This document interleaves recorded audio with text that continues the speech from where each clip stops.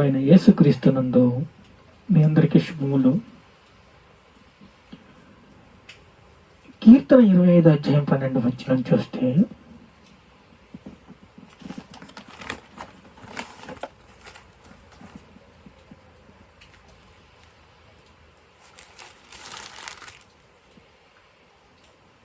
యెహోవా యందు భయభక్తులు గలవాడెవడో కోరుకొనవలసిన మార్గము ఆయన వానికి బోధించను. దేవుని యందు భయభక్తులు కలిగి ఉంటే దేవుడు మనకి సూచనలు ఇస్తాడు. ఎలాగా నీ మార్గంలో నడవాలో చెప్తాడు. చూడండి, దేవుడు వాక్యం ఏమి చెప్తుంది? యెహోవా యందు భయభక్తులు కలివాడెవడు వాడు కోరుకొని నా మార్గమును ఆయన వానికి బోధించును. ఏం కోరుకుంటావో నీకు మార్గము ఏర్పరుస్తాడు, రహదారులు ఏర్పరుస్తాడు. కృపతో దేవుడు నిన్ను స్థిరపరుస్తాడు, దినదినము అభివృద్ధిలోకి నడిపిస్తాడు, ప్రేమ నీపై కుమ్మరిస్తాడు. అలాగే నిరాశ నిస్పృహ కూడా సైతం తీసుకొస్తాడు, ఆటంకాలు తీసుకొస్తాడు, అడ్డంకులు తీసుకొస్తాడు, అప్పులు తీసుకొస్తాడు. ఈ మార్గం అంతా ముళ్ళుబాటుగా చేసినప్పుడు దేవుడు నీకు విశ్రాంతినిస్తాడు, నీకు ప్రేమను అనుగ్రహిస్తాడు, ఆయన సన్నిధిని ఇస్తాడు, ఆయన కృపనిస్తాడు. ప్రభు యేసుక్రీస్తు కృప యందు బలవంతుడు కమ్ము అని దేవుడు చెప్తున్నాడు. మీ హృదయములో దేవుని వైపు తిరిగినట్లయితే, మీ హృదయాలు దేవుని సన్నిధిని వెతికినట్లయితే, మీ హృదయాలు దేవుడితో ఐక్యపరుచుకున్నట్లయితే, యెహోవా యందు భయభక్తులు గలవాడేవాడు వాడు కోరుకొనవలసిన మార్గం ఆయన బోధిస్తాడు. నీకు గురి గమ్యం చెప్తాడు, గురి గమ్యంలో నిన్ను ఆదరిస్తాడు, నీకు దర్శనమిస్తాడు, నీతో మాట్లాడతాడు, నిన్ను బలపరుస్తాడు, నిన్ను స్థిరపరుస్తాడు, నిన్ను సిద్ధపరుస్తాడు. చూడండి ఎలా బలపరుస్తాడు, ఎలా స్థిరపరుస్తాడంటే, యెషయా గ్రంథం 45:2 నేను మీకు ముందుగా పోచు మెట్టుగా ఉన్న స్థలాన్ని సరళం చేస్తాను. ఈ మార్గాలన్నీ నేను ఏర్పాటు చేసేస్తాను, నీ ముందు మార్గాలన్నీ స్థిరపరుస్తాను, నీకు కావలసిన ఆశీర్వాదాన్ని ఇస్తాను, నీకు కావలసిన అనుభవాలు ఇస్తాను, నీకు కావలసిన మనుషులు ఇస్తాను, నీకు కావలసిన పెట్టుబడులు ఇస్తాను, నీకు కావలసిన ఐశ్వర్యం ఇస్తాను. నువ్వు వెలగాలి, నువ్వు సంతోషంగా ఆనందంగా దినదిన అభివృద్ధి చెందాలి. ముందుగా పోవచ్చు, మెట్టుగా ఉన్న స్థలాన్ని నేను సరళం చేస్తాను. యెహోవా రఫా మన దేవుడు, అబ్రహాము దేవుడు, ఇస్సాకు దేవుడు, యాకోబు దేవుడు. నీకు ముందుగా పోవచ్చు, మెట్టుగా ఉన్న స్థలాన్ని సరళం చేస్తాను. తర్వాత ఇంకో మాట ఏముందంటే, యెషయా గ్రంథం 45:17 మీరు ఎన్నటికీ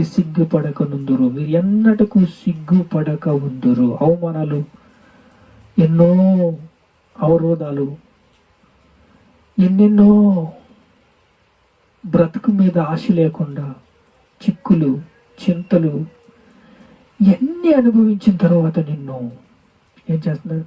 ఎన్నటికీ సిగ్గు నొందకుండా నిన్ను నేను దీవిస్తాను, నిన్ను నేను ఆశీర్వదిస్తాను. నీ కొరకు కనిపెట్టుకుని ఉన్నాము, దేవుడి సన్నిధిలో అడుగుతున్నారా? దేవుడి సన్నిధిలో కనిపెట్టుకుని ఉంటున్నారా? దేవుడి సన్నిధిని కనిపెట్టుకుని ఉన్నప్పుడు నిన్ను ఆయన ఆశీర్వదిస్తాడు. అబ్రహాము దేవుడు, ఇస్సాకు దేవుడు, యాకోబు దేవుడు. ఆయన ఇత్తడి తలుపులను ఎరగొడతాడంట. ఇత్తడి తలుపులను ఎరగొట్టి ఇనప గడియలను విరగొడతాడంట. పేరు పెట్టి నిన్ను పిలుస్తాడంట.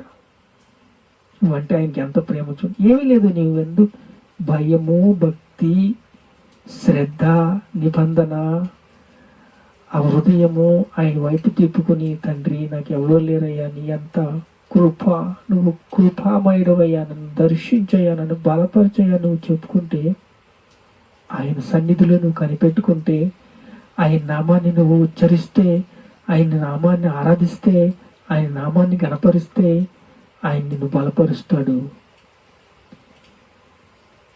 ఆయన ప్రేమామయుడు, పరిశుద్ధుడు. మనల్ని కూడా ఆ యొక్క ఆశీర్వాదంతో నింపాలని,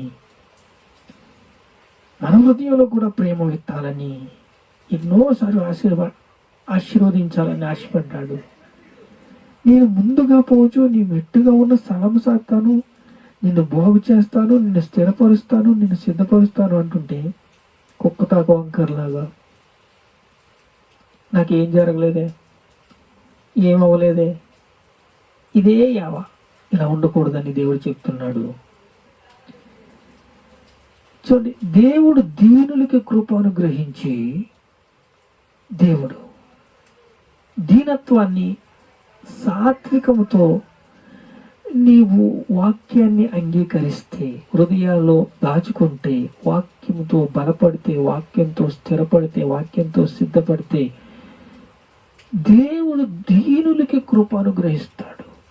కృప పొందుకోవాలంటే ఆయనకి ఆయన దగ్గర కృప పొందుకున్నామంటే ఇంకా ఆనందమే ఆనందము, సంతోషమే సంతోషము. దేవుడు దీనులకు కృప అనుగ్రహించును. దీనత్వం కలిగి ఉండాలి, తగ్గింపు తత్వం కలిగి ఉండాలి. అసలు నీ కోపం రాకూడదు అంతే.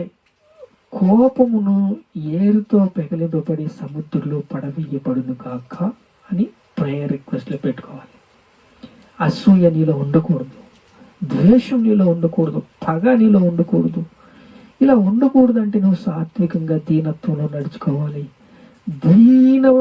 దీనుడు కలిగి నడుచుకోవాలి. నీకు ముందుగా వెళ్ళి ఈ మార్గము సిద్ధపరుస్తాను అంటున్నాడు. నీకు సిగ్గునుందనీయకును అంటున్నాడు. యెహోవా యందు భయభక్తులు గలవాడెవడో వాడు కోరుకున్న మార్గము ఆయన వారికి బోధించును. ఆయన బోధిస్తాడు, ఆయన బలపరుస్తాడు, స్థిరపరుస్తాడు, సిద్ధపరుస్తాడు. ప్రార్థన చేసుకుందాం.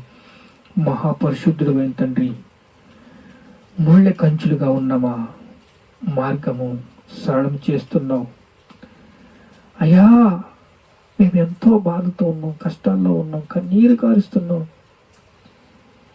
మా యందు దయ ఉంచి దీనులుగా మార్చి, మా కోసం ప్రాణం పెట్టి, మా కోసం రక్తం కార్చి మమ్మల్ని ఎంత ప్రేమతో నడిపిస్తున్నావయ్యా. నీకు స్తోత్రాలు, స్తోత్రాలు, స్తోత్రాలు, స్తోత్రాలు, స్తోత్రాలు.